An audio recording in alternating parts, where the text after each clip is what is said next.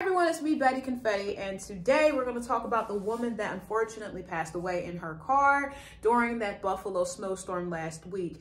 But before we get into that, please don't forget to like, comment, share, subscribe for more content from this channel. And please do not forget to leave comments below and also like the video because it helps boost my videos and puts it in the algorithm and put me with the big guns. But anyway, so the woman name, she's 22 years old, 22 years old, and her name is Andell Taylor. It says that Andell Taylor was coming home from her job at a senior citizen center, and all of a sudden she was trapped in her car from that immense snowstorm last week. So they said that she calls for help and she's just patiently waiting for the assistance of, I don't know if it was the fire department or the police, and she's waiting and waiting, and she says that she's submitting videos to her family members and friends of like how high the snow is rising, and no help came. So she's still sending videos to her family and friends, and she's wondering like when are they coming? And the last video she sends is a video of her opening her window, and like the snow was like right there near the window.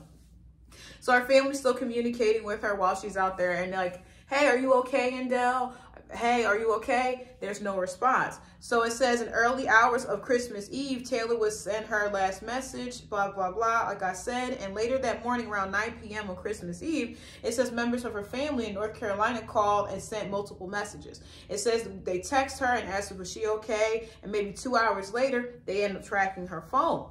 So it says after they track her phone, we put the info on a private page called Buffalo Blizzard 2022, and they were asking for help. And unfortunately, some kind of way they found her body and she was frozen to death in her car.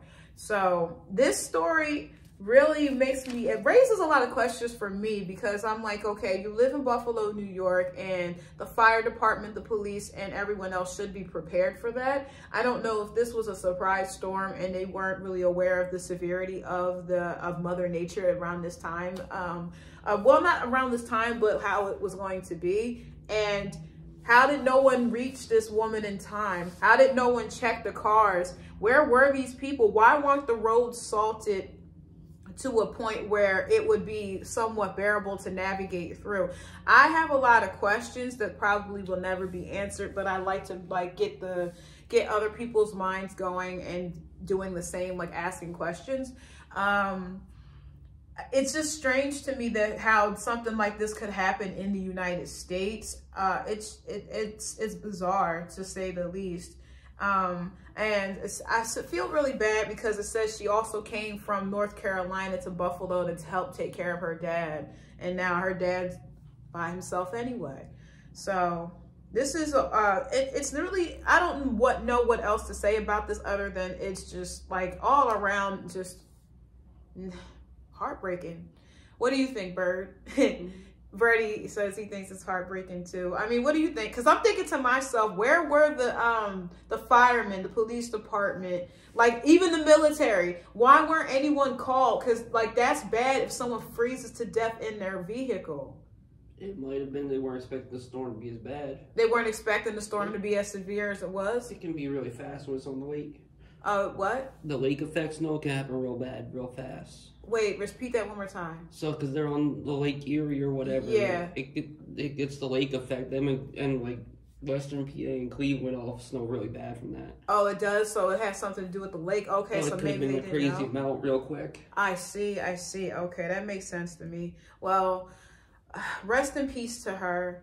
And I give my condolences to their family, and I'm hoping that they're finding healing in this difficult time for them. What a beautiful girl. Rest in peace. All right, everyone. I'm Betty Confetti, and I'm signing off. Like I said, don't forget to get the comment section below going, and bye.